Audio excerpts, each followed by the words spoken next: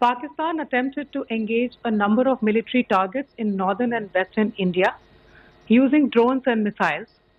These places included Avantipura, Srinagar, Jammu, Pathankot, Amritsar, Kapurthala, Nal, Jalandhar, Ludhiana, Adampur, Bhatinda, Chandigarh, Falodi, Uttarlai and Bhuj. These were neutralized by the integrated counter unmanned aerial system and other air defense systems. The debris of these attacks is now being recovered from a number of locations that prove the Pakistani attacks. आज सुबह भारतीय सशस्त्र बलों ने पाकिस्तान के कई स्थानों पर वायु रक्षा रडार और प्रणालियों को निशाना बनाया। भारत की प्रतिक्रिया समान क्षेत्र में समान तीव्रता के साथ की गई। यह विश्वसनीय रूप से ज्ञात हुआ कि लाहौर में स्थित एक वायु रक्षा प्रणाली को निष्क्रिय कर दिया गया। Today morning, Indian Armed Forces targeted air defense radars and systems at a number of locations in Pakistan. Indian response has been in the same domain with the same intensity as Pakistan. It has been reliably learnt that an air defense system at Lahore has been neutralized. Pakistan ने नियंत्रण रेखा पर आकरण गोलीबारी की तीव्रता बढ़ा दी है, जिसमें कुपवाड़ा, बारामूला, उरी, पुंछ, मेंढर और राजौरी क्षेत्रों में मोर्टार और भारी तोपखाने का इस्तेमाल किया जा रहा है। Pakistan has increased the intensity of its unprovoked firing across the line of control using mortar and heavy calibre artillery in areas in Kupwara, Baramulla, Uri, Poonch, Mendhar and Rajouri sectors in Jammu and Kashmir. 16 innocent lives have been lost, including 3 women and 5 children, due to the Pakistani firing. Here too, India was compelled to respond to bring mortar and artillery fire from Pakistan to a halt. Indian Armed Forces reiterate their commitment to non-escalation, provided it is respected by the Pakistan military. Jai Hind.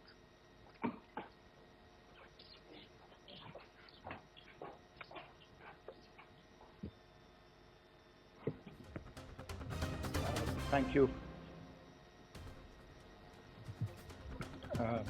Friends, this is, as I said, further to the briefing that was provided yesterday and some of the updates that have been just provided by Colonel Qureshi and Wing Commander Singh.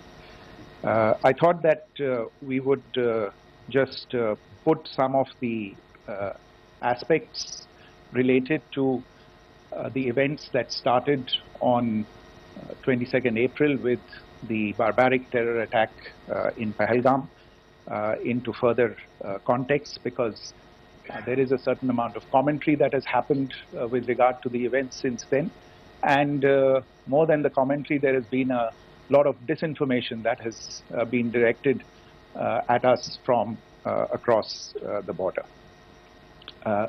So a few things that I would like you to keep in mind.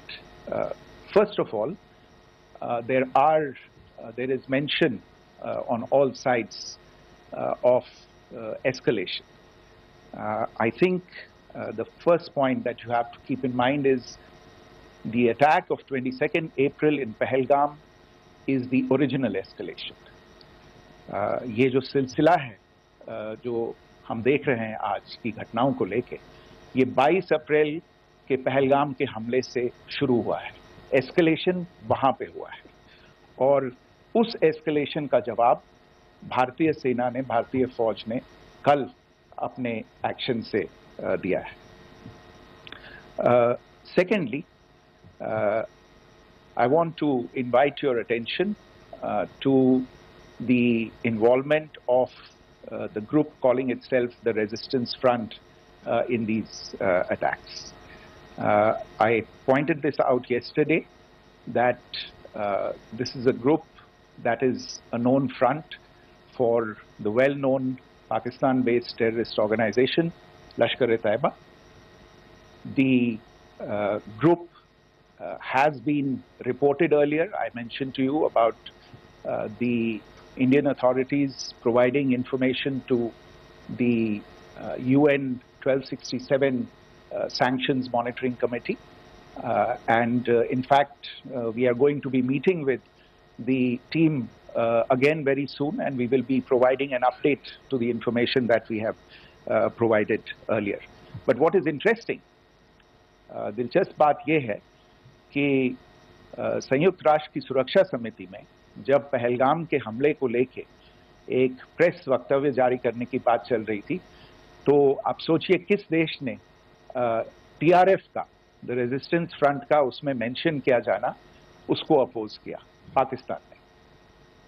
This was after the fact that the TRF claimed responsibility for this attack not once but twice, within a few hours after the incident on the 22nd of April, and then again on the morning of 23rd April.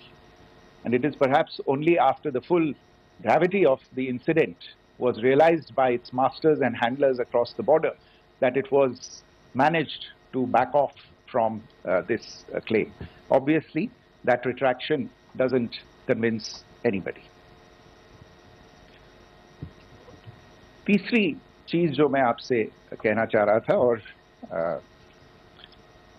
Colonel Qureshi और wing commander Singh ने कल भी बड़े स्पष्ट शब्दों में और आज भी आपसे ये बात साझा की है. जो भारतीय रिस्पॉन्स है वो नॉन एस्केलेटरी है, प्रिसाइज है, सटीक है, मेजर्ड है और कंसिडर्ड है. Our intention has not been to escalate matters. We are only responding to the original escalation, as I said, and our response has been targeted, precise, controlled and measured. Only military, no military targets have been selected. Only terrorist infrastructure in Pakistan has been hit. Now, there are, as I said, a number of issues that have been raised in commentaries, and there's a lot of, as I said, unfounded disinformation and fabrication that has come from across the border. And I would just like to use this opportunity to set the record straight on some of these issues. The first of these is Pakistan trying to wash its hands off any and all involvement with terrorism. I think the Pakistani information minister said there are no terrorists in Pakistan. And I think he was challenged on that in the television program that he was appearing on. But even if I partially repeat myself from yesterday, I think Pakistan's reputation as the epicenter of global terrorism is rooted in a number of instances where concrete evidence is available, not just to India, but to governments and authorities and agencies around the world. There are several terrorist attacks around the world where Pakistani fingerprints have been found. I don't need to belabor the point with regard to this audience about where Osama bin Laden was found and who called him a martyr. Pakistan has also for decades pursued cross-border terrorism into India with impunity, and as I said yesterday also, in order to deliberately mislead the international community, they claimed that the terrorist Sajid Mir was dead. They came under pressure, and Sajid Mir was then brought back to life, arrested, and is now apparently in Pakistani custody. Pakistan is also home to a very large number of UN proscribed as well as UN proscribed terrorists, as well as terrorists proscribed by a number of other governments in the world, including, of course, the Lashkar-e-Taiba and the Jaish-e-Mohammed, as well as their leaders Masood Azhar and Hafiz Mohammad Saeed. आपने देखा होगा हाल ही में पिछले ही कुछ दिनों में पाकिस्तान के रक्षा मंत्री और उनके पूर्व विदेश मंत्री दोनों ने इस बात को माना है कि पाकिस्तान का ऐसे ग्रुप्स के साथ जो रिश्ता है वो क्या रहा है. Both the defense minister and the former foreign minister of Pakistan, I think they've done a more eloquent job of this than I could ever do in terms of describing their country's implication in international terrorism and their involvement in housing these kinds of groups. दूसरा जो विषय है वो है पाकिस्तान का जो एक दावा है कि एक इंटरनेशनल impartial investigation होना चाहिए, एक joint investigative committee होनी चाहिए. These calls for jointly investigating this heinous and barbaric attack in Pahalgam. Again, I think you know the history well on this. You know the track record well, and it is not a bright track record insofar as Pakistan is concerned. In fact, in the pursuit of justice for the victims of multiple terrorist attacks, whether it be Mumbai in 2008, in Pathankot in 2016, or many others. But in particular for these two attacks, India had offered to cooperate. India provided forensic evidence and urged Pakistan to bring the perpetrators of these attacks to justice. We, in particular with regard to the Mumbai attacks of 2008, where a Pakistani Lashkar-e-Taiba terrorist was captured alive, India provided extensive information and evidence related to the involvement of Pakistani terrorists in this attack. Cases were registered, but you are all aware that these cases have not progressed, despite the formation of judicial teams, etc. And Pakistan has consistently stonewalled all efforts to move the investigation along. In fact, with regard to the Pathankot attack as well, a joint investigative team was formed. We gave access, unprecedented access, I should say, to Pakistani team to the site of the attack. Details of call records data and DNA, etc., were shared with Pakistan. We had shared with them details related that we had been able to access to the addresses of terrorists. We presented evidence against the office bearers of Jaish-e-Mohammed who had conspired in the attack, and the handlers of the terrorists who facilitated them and guided them in. But there has been no movement on this. So in all of this, I think the experience has not been positive, and it certainly doesn't give us the confidence now to take at face value Pakistani assertions of wishing to participate in a joint investigation. These are just delaying tactics. These are just stonewalling tactics. And in fact, there is reason to believe that Pakistan uses the evidence that we provide only to cover its tracks and, in fact, defend the terrorists who we are looking for and obstruct the path of investigation. A third point that I wanted to address was the claim that only civilians were killed in the strikes on the 7th of May. We have made the point very clearly that all attacks on the morning of 7th May were against carefully selected terrorist infrastructure, terrorist targets.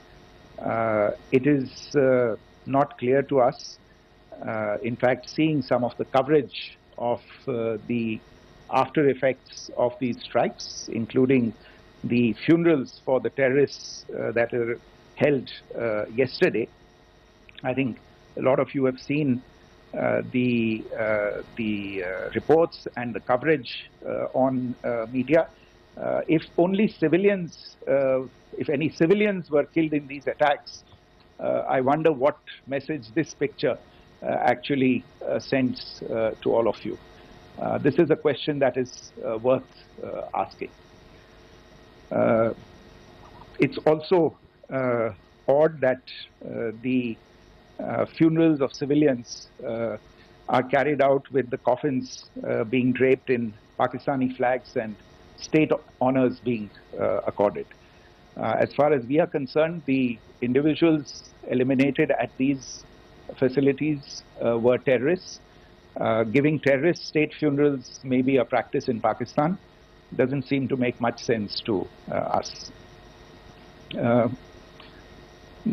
Pakistan has also claimed that India deliberately attacked religious sites. This is completely false again.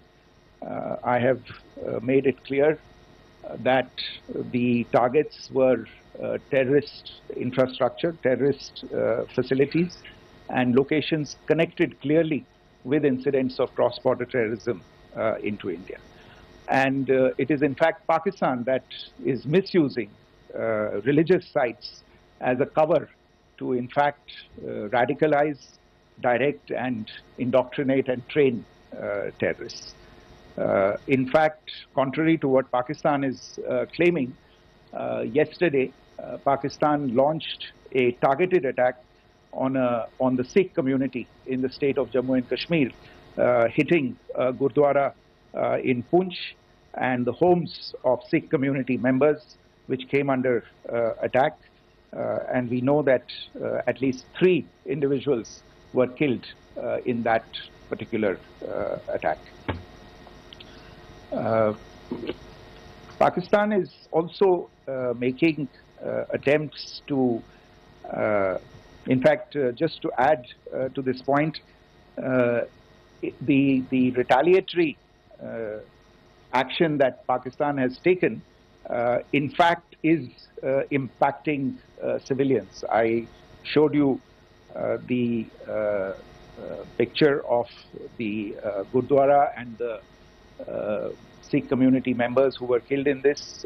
There are other civilians also who've been killed and injured in these attacks. In fact, since yesterday morning, a total of 16 civilians have been killed and 59 others have been injured in the attacks by Pakistan. Not only this, Pakistan is also making attempts as part of its disinformation campaign to paint our action with regard to cross-border terrorism through the communal angle. If that is the issue, then I think I can do no better than to cite or point you in the direction of the Pakistan Army Chief's speech of 16 April 2025. I think that is the last word in communal rhetoric. And in the Pahalgam attack itself, you are aware of the kind of religious profiling that was done there, and perhaps there is a linkage between these two events. I can only say that these nefarious designs will not be allowed to succeed in India. And it is to be noted that people from all faiths, all religions, all regions in India have unequivocally, not just in India but around the world, have condemned these attacks. The Pakistani claims of now responding to India's strikes of the 7th of May. As I said right at the outset, it is India which is responding.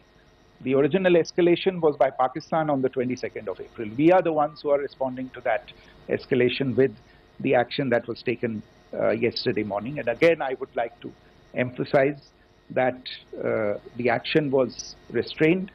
It was directed towards non-civilian, non-military targets and confined to terrorist camps. And again, as we have been saying since yesterday, any further action by Pakistan, some of which we are seeing today, is nothing but escalation by Pakistan now once again, and will be responded to and is being responded to appropriately.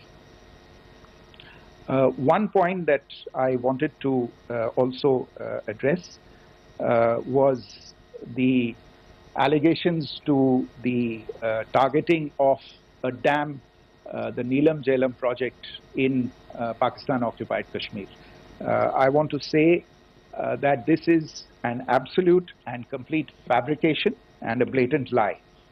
India has targeted only and only terrorist infrastructure, and the details of that terrorist infrastructure, together with the locations, were shared with you yesterday by Colonel Qureshi and Wing Commander Singh. I should note that if this kind of a claim is a pretext for targeting Indian infrastructure of a similar nature, Pakistan will be entirely responsible for the consequences that will undoubtedly follow. Finally, I want to address some issues that have been raised related to the Indus Waters Treaty and the disinformation that has been raised in regard to that as well. The fact is that there have been fundamental changes in the circumstances in which the Indus Waters Treaty was concluded, and they call for a reassessment of the obligations under the treaty. Over the last year and a half to 2 years, India has been in communication with the government of Pakistan. We've sent several notices to them requesting for negotiations to discuss modification of the treaty. India has for 6+ decades now honored the treaty, even during periods when Pakistan imposed multiple wars on us, and even when relations were adversarial.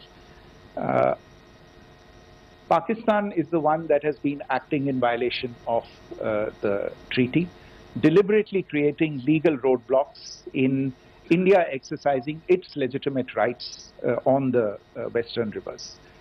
Any projects that India sought to build on the eastern rivers, and even on the western rivers, which we are allowed to by the treaty, were always challenged by Pakistan, thereby hampering our rights to utilize our legitimate waters under the treaty.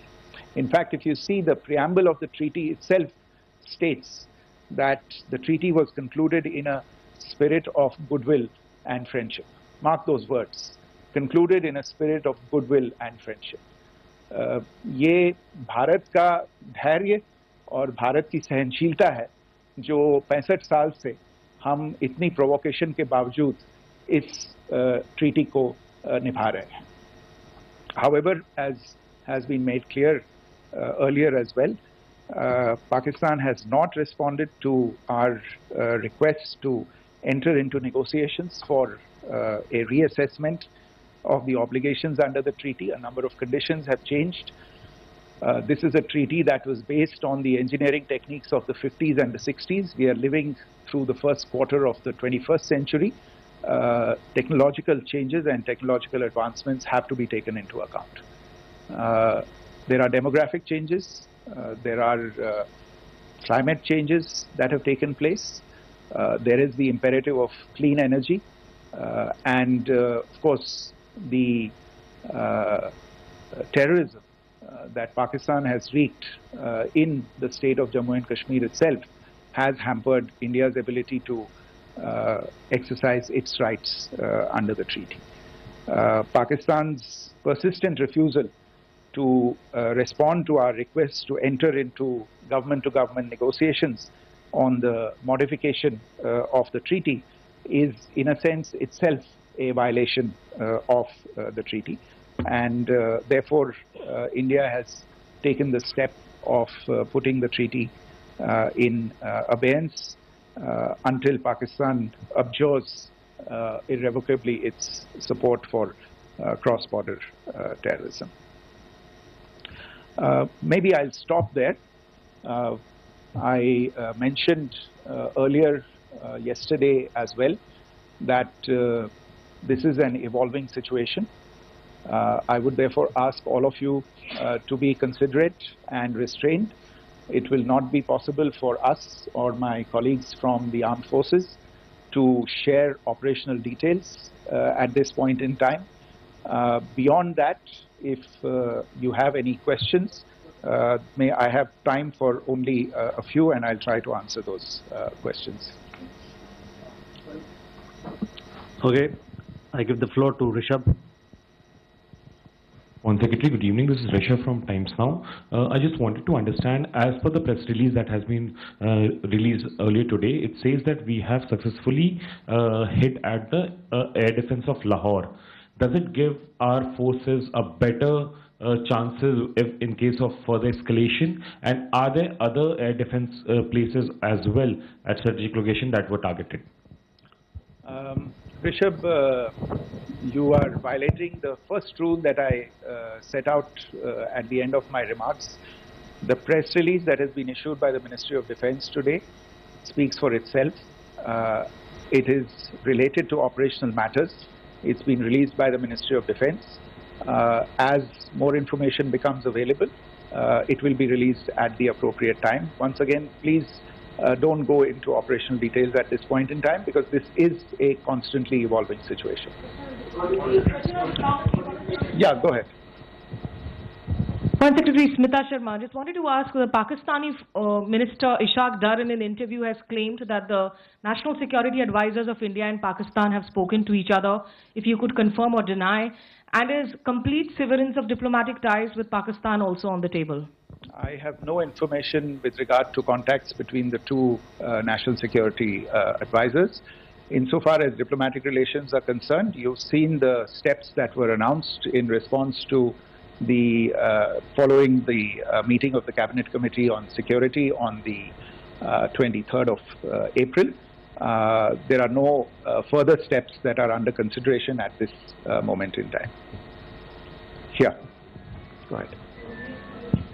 Foreign secretary, मेरा नाम मनीष है, मैं TV9 Bharatvarsh से हूं, और आपने खुद ही बताया कि कितना मिस इन्फॉर्मेशन क्रॉस बॉर्डर से आ रहा है, बल्कि ऐसा लग रहा है जैसे पाकिस्तान के प्राइम मिनिस्टर और डिफेंस मिनिस्टर तक भी प्रोपेगेंडा करने में मिस इन्फॉर्मेशन में आ गए हैं। वो कई बार तो ये तक दावा करते हैं कि हम 3 राफेल हमने गिरा दिया, इतने हमने मिग गिरा दिए, और जब उनसे पूछा जाता है तो वो कहते हैं कि सोशल मीडिया में हमने ये सब चीज़ें देखी थी। तो अगर आधिकारिक तौर पर अगर आप कुछ कह सकें इस पर, ताकि उन्हें भी समझ में आए कि इस तरह के प्रोपेगेंडा नहीं चलने वाला है। देखिए, जब सही समय होगा तो आधिकारिक तौर पे इसके बारे में सूचना दी जाएगी, लेकिन जो आपका प्रश्न है कि प्रधानमंत्री और उप प्रधानमंत्री और विदेश मंत्री, उनके रक्षा मंत्री इस तरह की बातें कर रहे हैं, तो इसमें अचरज की कोई बात नहीं है।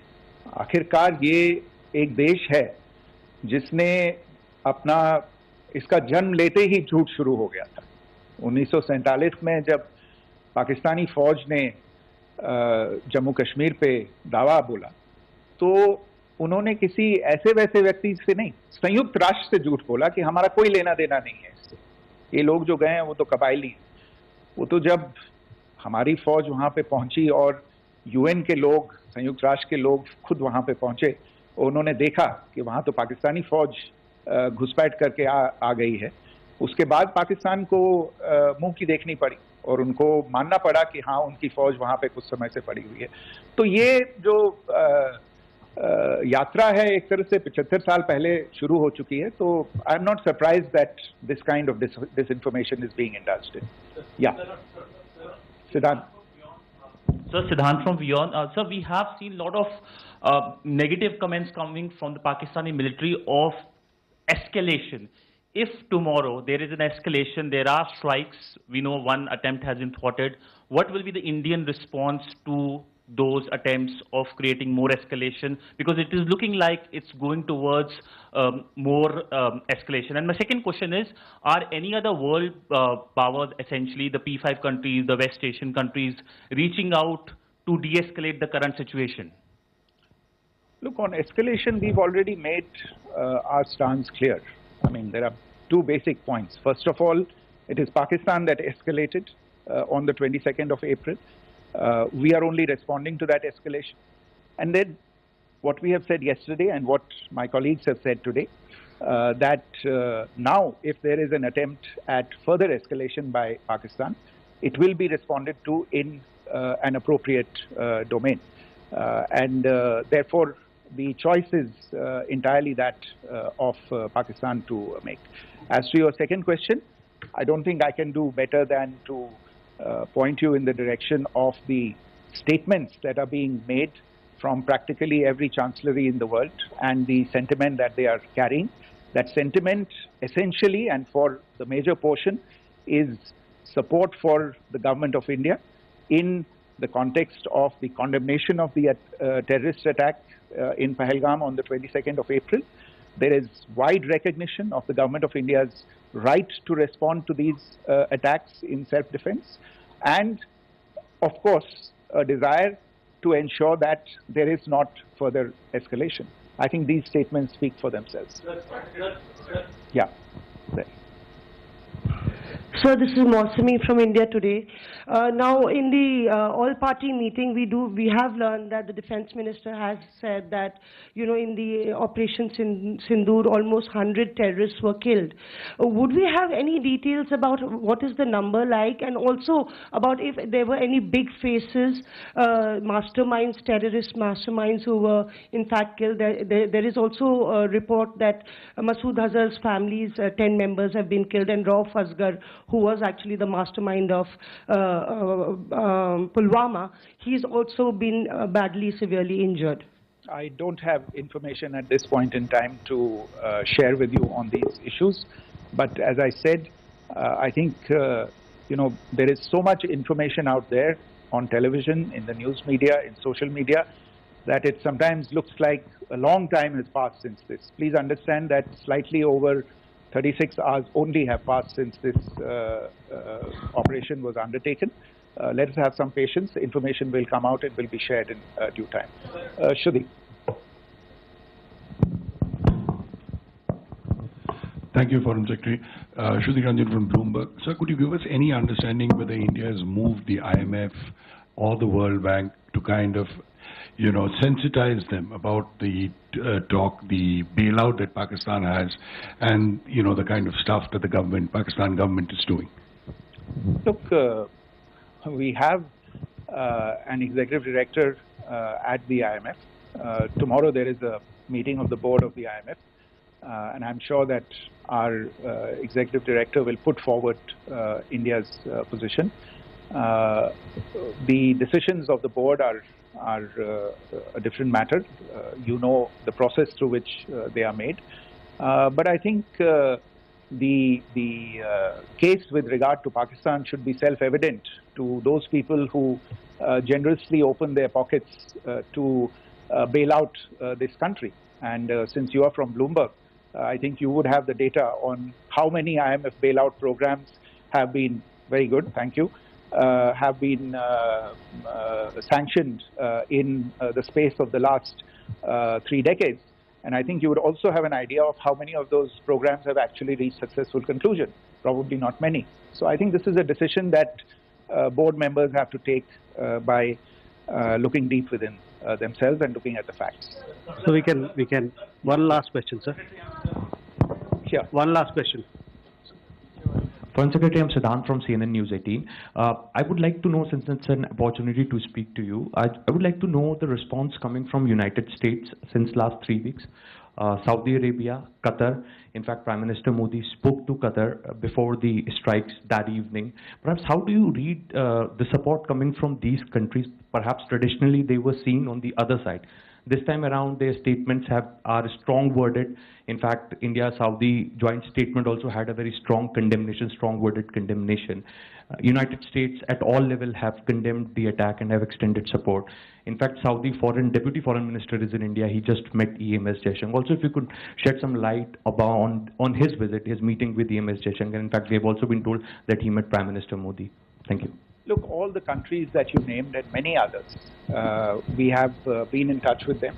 The Prime Minister has spoken to a large number of world leaders. A large number of world leaders have called him, as have called the External Affairs Minister. As we speak, there are conversations going on today as well with world leaders. And your assessment or conclusion of the general tenor of these messages is very much on point. And I think this is a recognition of the fact, firstly, of the barbaric nature, the unprecedented nature and character and features of the attack in Pahalgam, and a recognition of India's right to respond to this. And also a recognition of the fact that in responding, we have been nothing but responsible and have done so in a restrained, in a measured, and in a non-escalatory manner. I think that counts for something. People have taken that into account, and that is what is explaining the kinds of reactions that we are seeing. And we appreciate the sentiments and the statements that have been made by the vast majority of world leaders. Yes, the Saudi Minister of State for Foreign Affairs is in Delhi. He had a meeting with the External Affairs Minister earlier today. I don't have further details at this moment, but if there are details, the ministry will share them at some point with you. Thank you. I think that's all we have time for today. We'll join you again soon. Thank you all.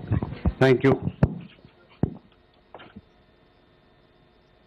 To this briefing by Foreign Secretary Shri Vikram Misri on the ongoing developments regarding Operation Sindoor.